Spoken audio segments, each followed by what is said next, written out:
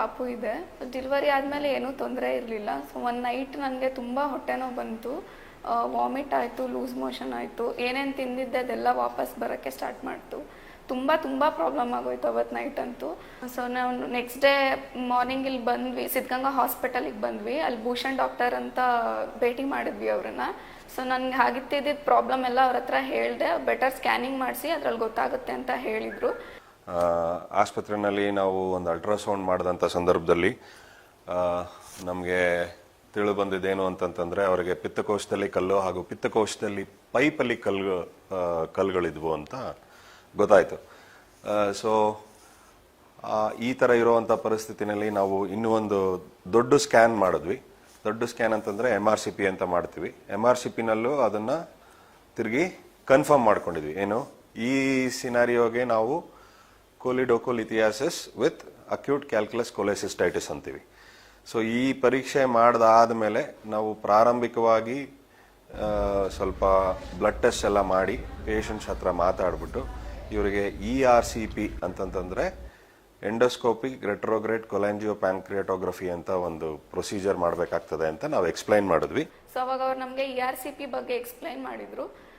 ನಾವು ಅದನ್ನು ಮನೆಯಲ್ಲೆಲ್ಲ ಮಾತಾಡಿಬಿಟ್ಟು ಸಜೆಷನ್ಸ್ ತೊಗೊಂಡು ಬೇರೆಯವ್ರದ್ದು ಸೊ ಒಪ್ಕೊಂಡ್ವಿ ಆಪ್ರೇಷನ್ಗೆ ಅಂತ. ಒಂದಿನ ಮುಂಚೆ ಅಡ್ಮಿಟ್ ಮಾಡಿಕೊಂಡು ಬೇಸಿಕ್ ಟೆಸ್ಟ್ ಏನೇನಿದೆ ಎಲ್ಲ ಮುಗಿಸ್ಕೊಂಡ್ರು. ಸೊ ಅದಾದ್ಮೇಲಿಂದ ಅಡ್ಮಿಟ್ ಆದಮೇಲೆ ಮಧ್ಯಾಹ್ನ ಕರ್ಕೊಂಡು ಹೋದ್ರು ಆಪ್ರೇಷನ್ಗೆ.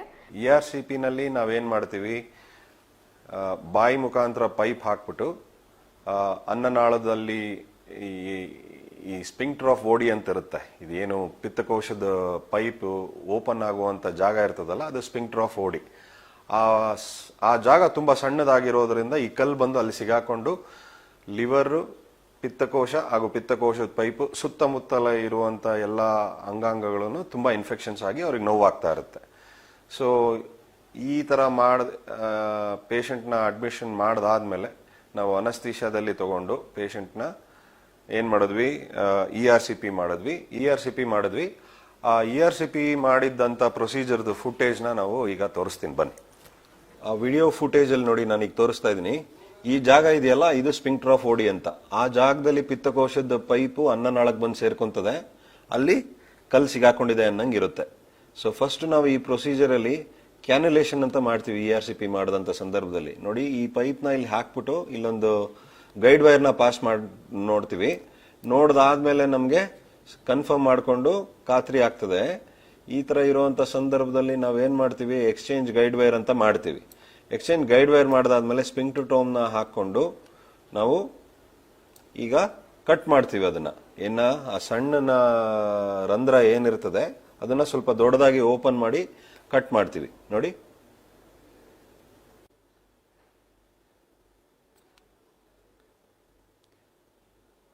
ಪ್ರೊಸೀಜರ್ ಮಾಡಬೇಕಾದ್ರೆ ಏನ್ ಪ್ರಿವೆಂಟಿವ್ ಮೆಷರ್ಸ್ ಬೇಕೋ ಎಲ್ಲ ತಗೊಂತೀವಿ. ಸೊ ಇದಾದ್ಮೇಲೆ ನಾವು ಅಕ್ಲೂಷನ್ ಕೊಲಾಂಜಿಯೋಗ್ರಫಿ ಅಂತ ಮಾಡ್ತೀವಿ. ಅದನ್ನ ಮಾಡೋದಕ್ಕಿಂತ ಮುಂಚೆ ಬಲೂನ್ನ ಪಾಸ್ ಮಾಡಿ ಅಲ್ಲಿ ಇನ್ಫ್ಲೇಟ್ ಮಾಡಿಬಿಟ್ಟು ಆದಷ್ಟು ಕೆಳಗಡೆ ಎಳೆದಾದ್ಮೇಲೆ ಅಕ್ಲೂಷನ್ ಕೊಲಾಂಜಿಯೋಗ್ರಫಿ ಅಂತ ಡೈನ ಇಂಜೆಕ್ಟ್ ಮಾಡಿ ನೋಡ್ತೀವಿ. ಅವಾಗ ಕಲ್ಲು ಎಲ್ಲಿದೆ ಅಂತ ಗೊತ್ತಾಗ್ತದೆ ನಮಗೆ.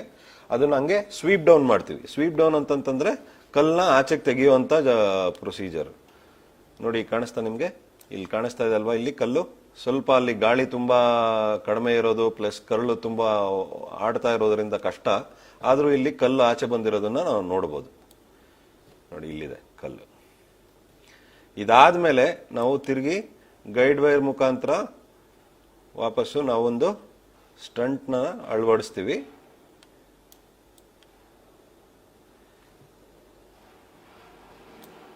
ನೋಡಿ, ಈಗ ಸ್ಟಂಟ್ ಹಾಕ್ತಾ ಇದೀವಿ.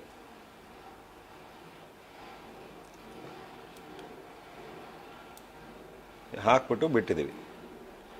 ಸೊ ಈ ಪ್ರೊಸೀಜರ್ನಲ್ಲಿ ನಾವು ಏನ್ ಮಾಡ್ತೀವಿ, ಫಸ್ಟ್ ಪಿತ್ತಕೋಶದಲ್ಲಿ ಕಲ್ಲಿರೋದನ್ನ ಬಲೂನ್ ಸ್ವೀಪಿಂಗ್ ಅಂತ ಮಾಡಿ ಕಲ್ಲನ್ನ ತೆಗೆದಾದ್ಮೇಲೆ ಅದಕ್ಕೆ ವಾಪಸ್ ಒಂದು ಸ್ಟಂಟ್ ಹಾಕ್ತಿವಿ. ಯಾಕಂದ್ರೆ ತಿರುಗಿ ಪಿತ್ತಕೋಶದಲ್ಲಿ ಹಲವಾರು ಕಲ್ಲುಗಳಿರ್ತವೆ. ಆ ಕಲ್ಲು ತಿರುಗಿ ವಾಪಸ್ ಜಾರ್ಕೋಬಾರ್ದು ಪಿತ್ತಕೋಶದ ಪೈಪ್ಗೆ, ಹಾಗೂ ಪೇಷಂಟ್ಗೆ ತಿರುಗಿ ಜಾಂಡೀಸ್ ಆಗಬಾರ್ದು ಅಂತ.